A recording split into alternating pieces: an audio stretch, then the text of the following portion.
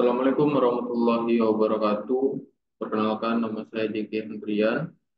Saya merupakan salah satu mahasiswa Universitas Cyber Asia kelas IT 102. Oke, di video kali ini saya akan menjelaskan dan mendemokan hasil tugas UAS atau tugas ujian akhir semester mata kuliah pemrograman visual dengan dosen pengampu atau dosen pembimbing yaitu Bapak Muhammad Ikhwani Saputra, Eskom, Mkom.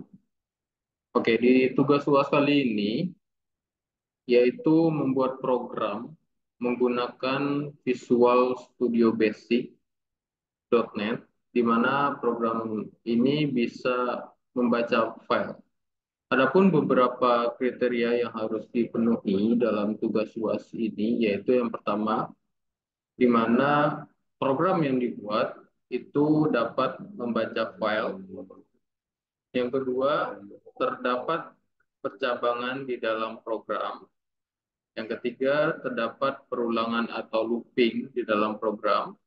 Dan yang terakhir, yang keempat, terdapat prosedur di dalam program.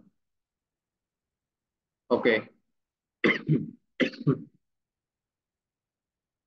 di sini saya sudah membuat untuk programnya sendiri, di mana kita menggunakan aplikasi Visual Studio Basic. Dan untuk yang pertama, di sini saya ingin memperlihatkan dulu untuk desain awalnya, di mana untuk desainnya di sini terdapat text box, terus ada list box. Di sini ada beberapa button yang nanti kita gunakan untuk menjalankan programnya yang kita gunakan nantinya dalam proses programnya itu berjalan. Oke, pertama di sini ada text box. Nah, di bagian text box ini atau list box dan button kita bisa pilih di bagian view, terus di sini ada toolbox. Nah, di sini kita bisa drag and drop saja ke bagian form yang sudah tersedia. Misalkan kita mau memasukkan list box, kita bisa klik dan drag and drop ke bagian form. Terus kalau mau text box, tinggal cari text box dan drag and drop juga ke bagian form. Begitupun dengan button. Kita bisa cari button dan drag and drop juga ke bagian kanan. Nah, untuk di sini yang menampung dari beberapa tools ini itu disebut dengan form. Nah, form ini kita bisa custom dengan klik kanan dan properties. Nah, itu di sini kita bisa custom dari beberapa parameter atau menu yang tersedia. Contohnya, kita ingin mengganti teks. Teks itu di bagian title dari form tersebut. Di sini misalkan program baca file Jeki, maka akan muncul di bagian atas formnya ini teks yang kita inputkan. Terus di sini kita juga bisa setting layoutnya, terus colornya dan lain-lain. Begitupun dengan eh, text box, kita juga bisa custom beberapa di sini, mulai dari teksnya, terus di sini juga ada name-nya. Di sini name-nya txt.data kita buat. Nah, nanti akan kelihatan juga di bagian program CLI-nya. Nanti akan kelihatan di bagian coding. Terus di bagian list juga bisa kita edit beberapa parameter. Contohnya seperti name tadi, kita buat name itu list underscore inputan. Karena memang di bagian list ini nanti akan ada beberapa value atau nilai dari hasil inputan yang kita masukkan pada proses program nantinya. Terus kita juga bisa edit beberapa parameter yang lain termasuk color dan layoutnya juga. Nah, terus kita yang tidak kalah pentingnya kita set di sini di bagian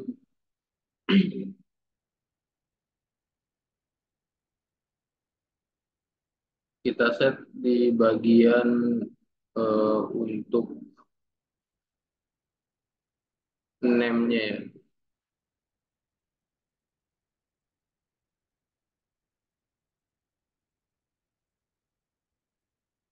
Nah, di sini tadi pertama di bagian name-nya itu yaitu list underscore inputan. Nah, selain itu untuk bagian button juga bisa kita custom di bagian properties.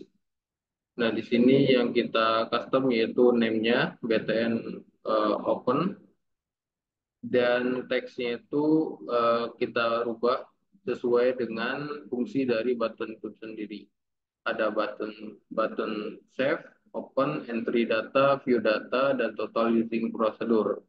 Nah, itu kita buat di bagian teks ini sesuai dengan function dari button tersebut untuk menandakan masing-masing fungsinya. Oke, sekarang langsung saja masuk ke pembahasan programnya. Untuk masuk ke CLI-nya atau masuk ke bagian codingnya, kita bisa klik eh, text button atau list button atau text box atau list box ataupun button dengan klik dua kali maka akan diarahkan ke bagian coding di CLI-nya. Oke, yang pertama kita bahas dulu di bagian atas ini yang pastinya kita harus menginputkan import system.io atau input output. Nah, di mana ini berfungsi untuk pernyataan yang mengimport namespace. Nah, di sini ada beberapa namespace nanti yang nantinya kita gunakan untuk writer menyimpan dan reading untuk membuka file .txt-nya nantinya. Nah, ini kita gunakan untuk mengimport namespace system.io yang menyediakan kelas dan function untuk bekerja dengan operasi input dan output. Nah, contoh namespace yang kita gunakan pada program ini seperti stream reader dan stream writer. Nah, digunakan untuk menyimpan dan membuka file nantinya.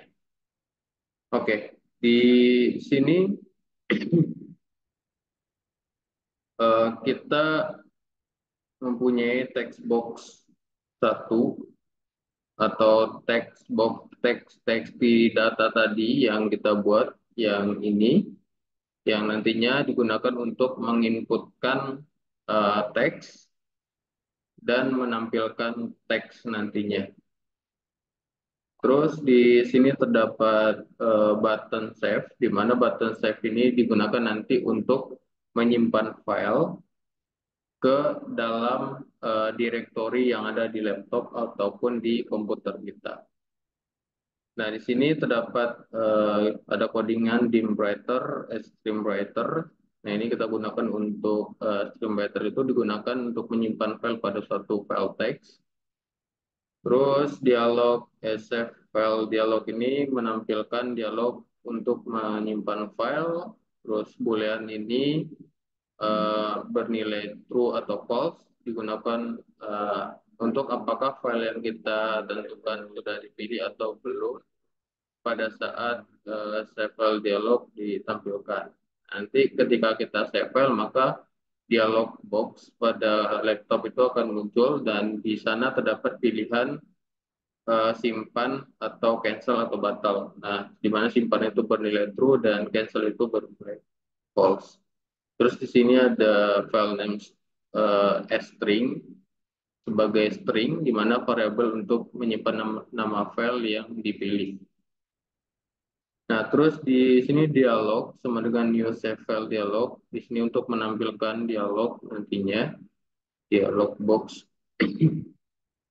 Terus select dialog dot show dialog, di mana ketika show dialog itu ditampilkan ada pilihan oke dan cancel. Nah, ini di mana oke artinya true dan cancel bernilai false. Nah, di sini terdapat function if select sama dengan true dan di mana di sini adalah kondisi.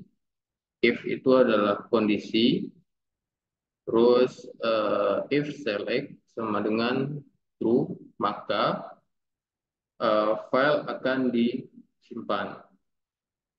Terus file name sama dengan dialog file name. Nah, selanjutnya di sini tuh merupakan nanti akan terjadinya proses untuk menyimpan file dalam bentuk dengan format .txt. Nah, di bagian MyWriter write line ini txt.data.txt di mana apa yang tertulis pada txt data atau text box maka akan disimpan pada objek writer, objek MyWriter file name. Nah, apa yang kita tulis di bagian text box ini nantinya maka akan disimpan dengan format .txt.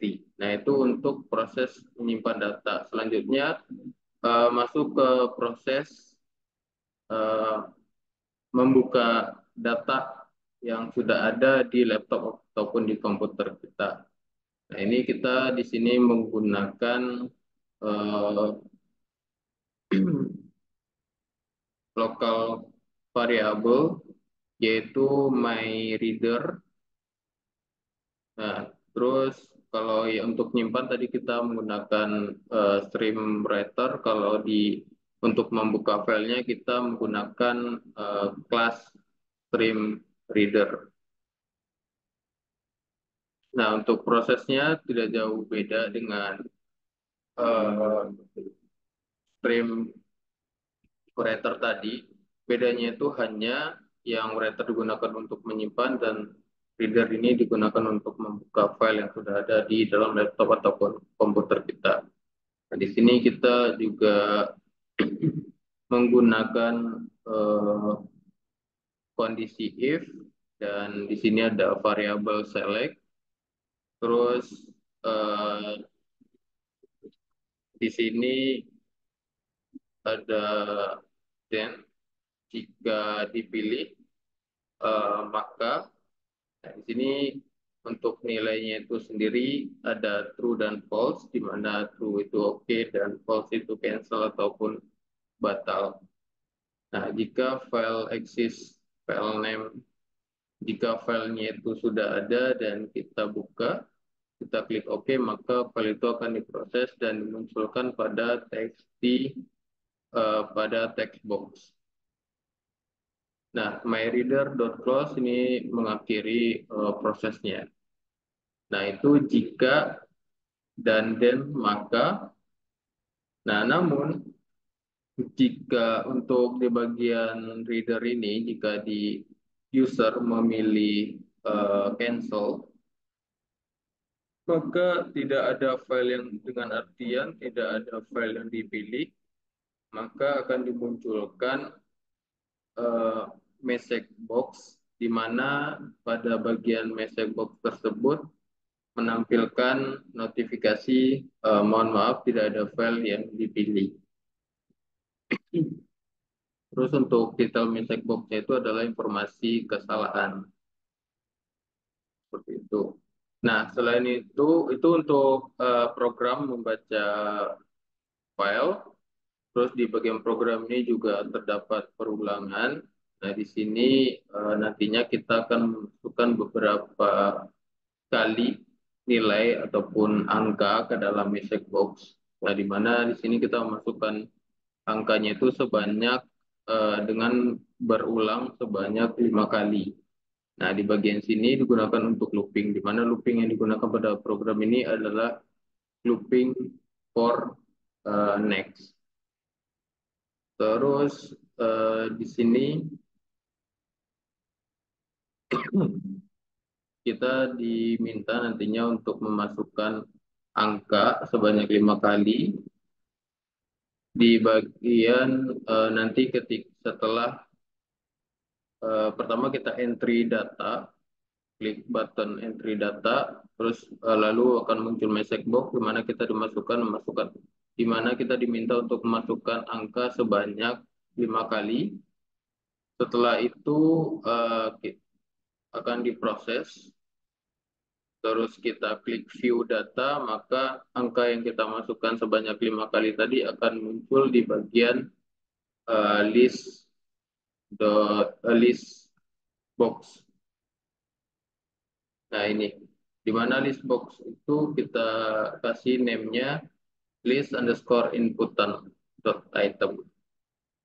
Nah selain itu di bagian di program ini juga terdapat prosedur. Nah di mana prosedur itu prosedur di sini menggunakan prosedur get the total yang sudah dibuat di bawah. Nah di mana prosedur itu prosedur di sini kita beri nama get the total untuk mencari dan menampilkan hasil dari value yang sudah diinputkan sebelumnya. Di mana prosedur ini kita gunakan untuk menghitung total dari angka yang sudah kita masukkan sebelumnya di bagian looping sebanyak 5 kali. Nah, terus dihitung oleh program untuk totalnya. Nah, di sini kita membuat prosedur dengan nama prosedurnya itu get the total dengan dim C sebagai integer, dim the total sebagai integer, porsi sama dengan 1 sampai 5, terus the total sama dengan the total plus my number yang dimasukkan tadi. Terus nanti setelah kita klik button total using procedure, maka akan muncul message box yang berisi total ataupun penjumlahan dari angka yang kita masukkan atau yang kita inputkan sebelumnya. Yaitu untuk prosedur. Setelah kita membuat prosedur dengan beberapa fungsi di dalamnya, maka di bagian private sub button total using prosedur ini kita tinggal memanggil prosedur name atau nama prosedurnya saja. Seperti itu. Nah, mungkin itu untuk keterangan dari source code-nya. Sekarang kita coba jalankan programnya.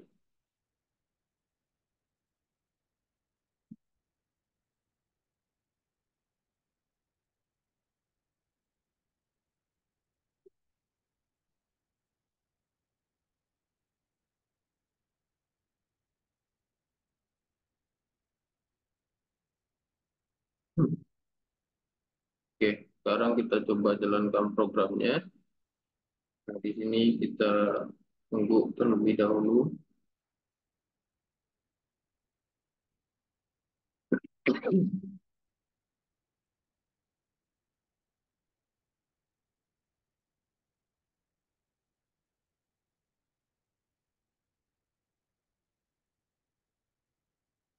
Oke, saat ini Visual Studio Basic-nya sedang memproses untuk menjalankan programnya.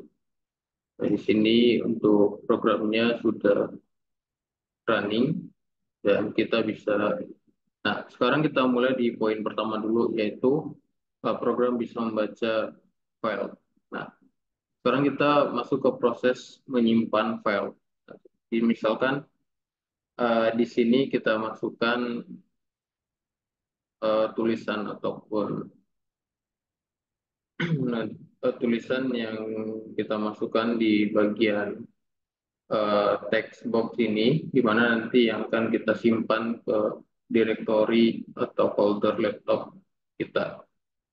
Bahkan di sini program ini dibuat untuk dibuat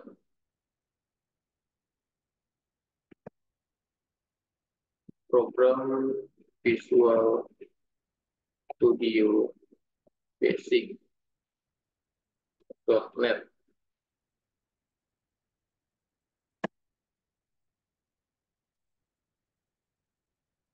yang digunakan untuk membaca file. Nah, misalkan kita buat tulisan seperti itu, lalu kita save filenya.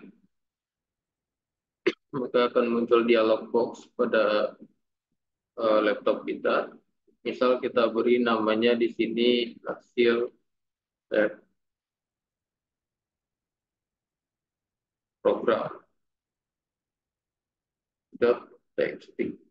Nah, sini kita save.